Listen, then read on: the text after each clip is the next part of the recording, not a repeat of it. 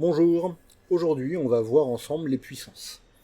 Alors, on va tout d'abord aborder l'utilisation de trois formules très connues et très utilisées pour les puissances, qui vont nous permettre de multiplier des nombres, enfin les mêmes nombres qui ont des puissances différentes, et voir ce que ça donne. Donc par exemple, si on a 7 puissance 3 multiplié par 7 puissance 5, cette formule va me permettre de savoir ça donnera 7 puissance combien.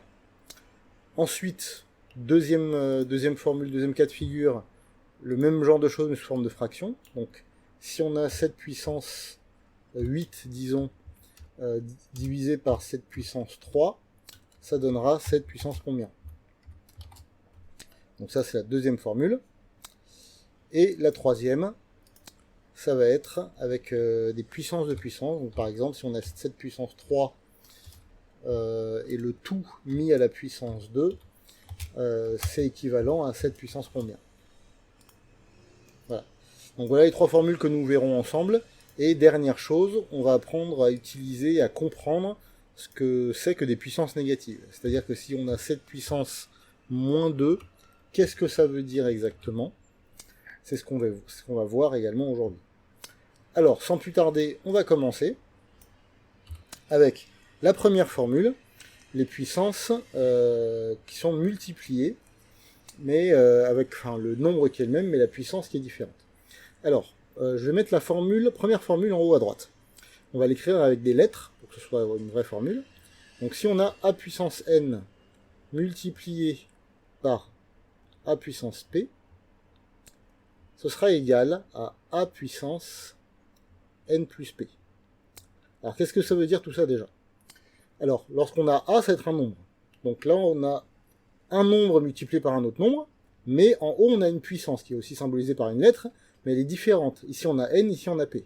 Donc ce que ça veut dire, c'est que si on a deux nombres qui sont multipliés, et que ces deux nombres-là ont des puissances différentes, c'est égal au même nombre, parce que c'est toujours a, mais la puissance, ça va être l'addition, donc n plus p, des deux puissances qu'on avait avant. Alors, exemple.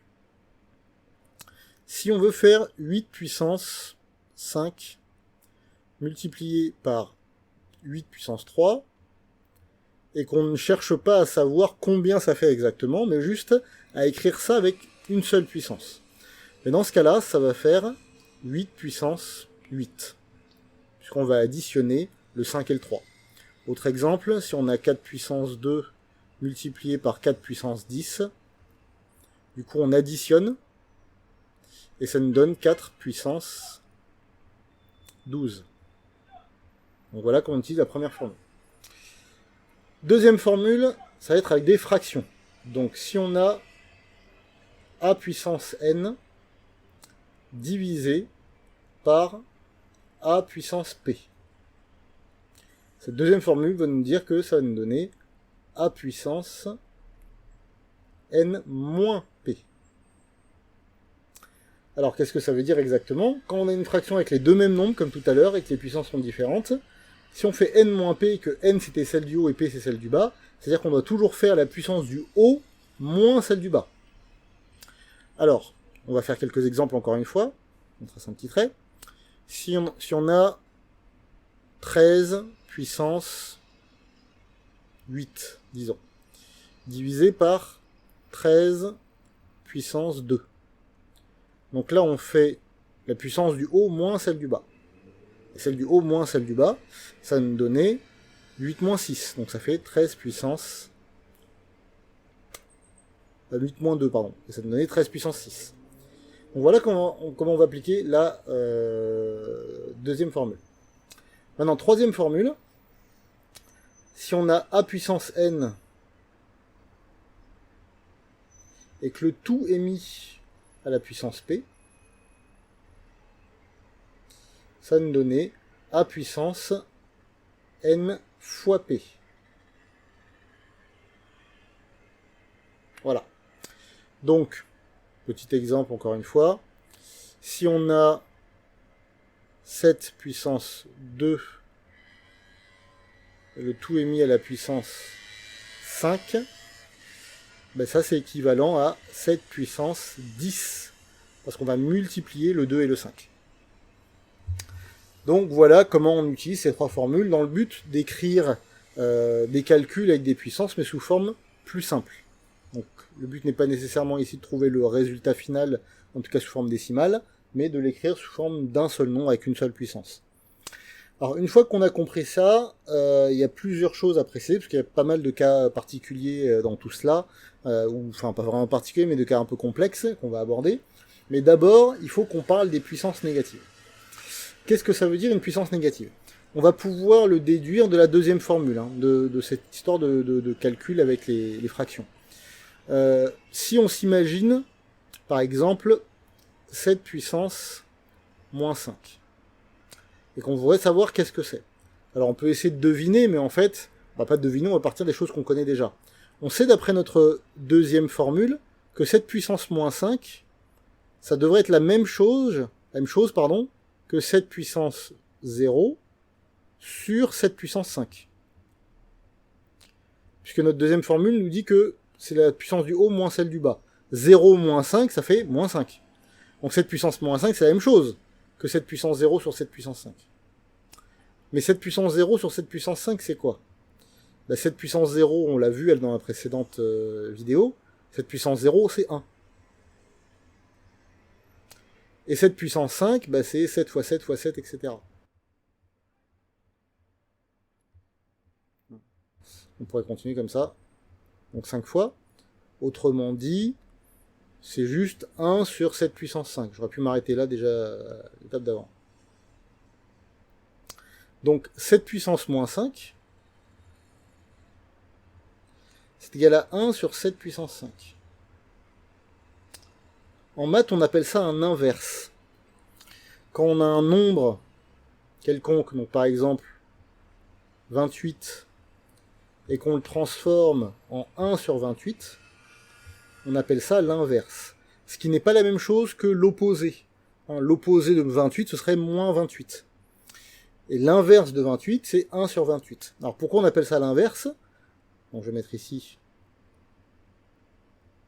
inverse. C'est parce que, en fait, on inverse le numérateur et le dénominateur. Ben oui, parce que 28, c'est la même chose que 28 sur 1. Vous avez dû apprendre ça lorsque vous avez vu les fractions. Donc, si 28 c'est la même chose que 28 sur 1, quand on inverse le numérateur et le dénominateur, ça donne 1 sur 28. Et en fait, dans les puissances, lorsqu'on a un moins dans la puissance, ça fait appel à l'inverse. C'est-à-dire qu'on va faire l'inverse du même nombre, mais sans le moins. Donc, autrement dit, si j'ai 14 puissance moins 2, c'est 1 sur 14 puissance 2. Et du coup, lorsqu'on a un inverse simple sans puissance, c'est qu'on a par exemple 9 puissance moins 1. Ça, c'est la même chose que 1 sur 9 puissance 1. Mais un nombre à la puissance 1, c'est la même chose que le nombre sans puissance. Donc c'est la même chose que 1 sur 9. Voilà. Donc, les calculs avec les nombres qui ont des puissances négatives revient à utiliser la notion d'inverse. Et on va faire quelques exemples supplémentaires et on va également détailler davantage l'utilisation des premières formules qu'on a abordées. Mais avant de faire ça, il faut bien entendu parler en détail des puissances négatives. Sinon, on va pas pouvoir comprendre tous les exemples que je vais vous donner, puisqu'il y aura certains exemples qui comporteront des puissances négatives. Donc on va donner quelques exemples supplémentaires avec les puissances négatives. Donc si on a par exemple une fraction qui est sous forme de puissance négative, on a 4 cinquièmes. Et c'est la puissance moins 3. Alors comme on avait dit, l'inverse revient à inverser, à échanger le numérateur et le dénominateur. Donc 4 cinquièmes puissance moins 3, c'est la même chose que 5 quarts, donc on inverse le numérateur et le dénominateur, puissance 3. Si jamais on a un nombre négatif, donc moins 8 par exemple, à la puissance moins 2, on va l'inverser, mais l'inverser ne veut pas dire l'opposé. Donc ça va rester moins 8, sauf que ça va échanger numérateur et dénominateur, donc on aura 1 sur moins 8, à la puissance 2. On peut mettre ici, et voilà. Donc voilà comment on va utiliser les puissances négatives. Une fois que ça c'est compris, on va pouvoir incorporer toutes ces puissances-là dans les exemples qu'on va faire d'utilisation de nos trois formules. Donc par exemple, pour la première formule, on peut avoir quelque chose comme ceci. Donc, je vais faire plusieurs exemples. Si on ne s'arrête pas à deux nombres, on peut faire 4 puissance 3 fois 4 puissance 5 fois 4 puissance moins 2 fois 4 tout court fois 4 puissance 10 fois 4 puissance moins 3. Donc tout ça, qu'est-ce que ça a donné? Ça va faire 4 puissance quelque chose. Donc là, on va avoir 3 plus 5 plus 10. Donc 3 plus 5, ça fait 8. Plus 10, ça fait 18. Et comme il n'y a rien ici, là, ça revient à 1. Donc 18 plus 1, ça fait 19. Après, on enlève moins 2, ça fait 17. Et moins 3 encore. 17 moins 3, ça fait 14. Donc on revient à ceci. 4 puissance 14. Donc voilà pour la première formule. Un autre exemple pour la première formule. Pour la deuxième formule, on a plusieurs cas de figure. Alors le premier, le plus simple, je l'ai déjà donné, c'est si on a un calcul tout ce qu'il y a de plus simple, 7 puissance 5 sur une autre puissance en dessous. Alors pour celle-ci, on va un peu ruser, on va mettre 7 puissance 7 par exemple. Si on a le nombre en bas qui est plus grand que le nombre qui est en haut, qu'est-ce qui se passe? Eh bien, il ne faut pas remettre en cause le sens dans lequel on fait l'opération. On a bien dit dans la formule que c'est le nombre du haut moins celle du bas. Donc là, ça va être pareil, hein, ça va être 3 moins 7. Mais 3 moins 7, ça fait moins 4, ça fait un nombre négatif. Donc, le résultat, c'est une puissance négative, c'est 7 puissance moins 4. Donc ça, c'est le premier piège à prendre en compte. Le deuxième, c'est si vous avez une puissance négative qui est en bas ou en haut. Donc on va déjà commencer par en haut, c'est le plus simple. Si on a 9 puissance moins 2 sur 9 puissance 4.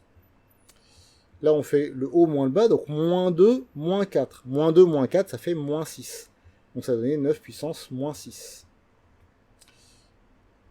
Autre cas de figure, si on a un nombre négatif en bas, donc 13 puissance 5 sur 13 puissance moins 3, ben là ça va nous donner 13 puissance.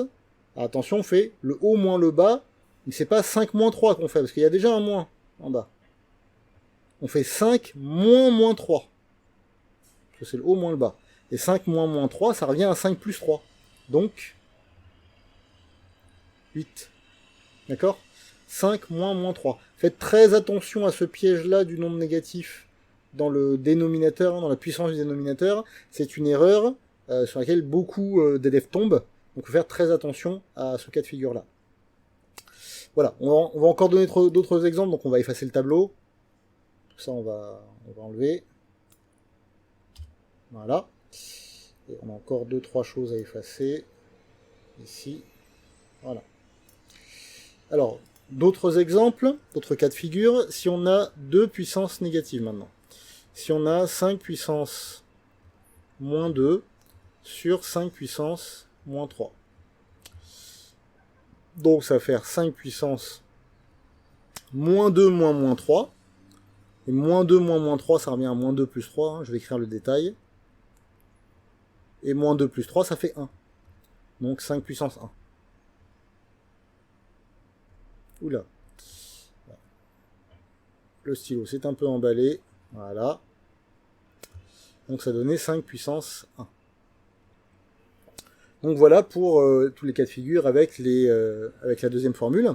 Avec la troisième formule, qu'est-ce qu'on va avoir comme chose un petit peu différente?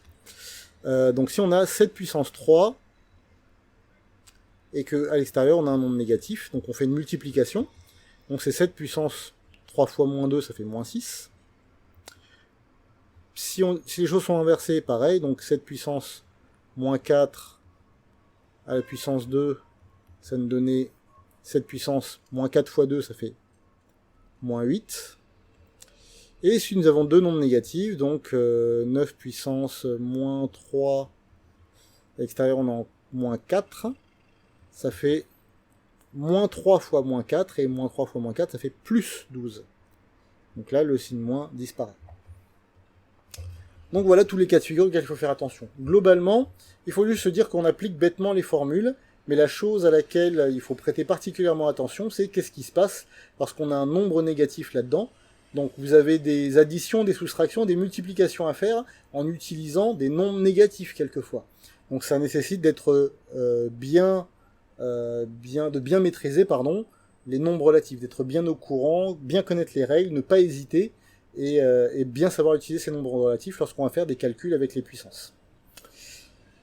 Voilà, c'est tout pour cette vidéo. Donc je vous encourage à beaucoup vous entraîner pour faire beaucoup de calculs et s'assurer que vous avez bien compris toutes les formules et notamment comment on utilise les puissances négatives.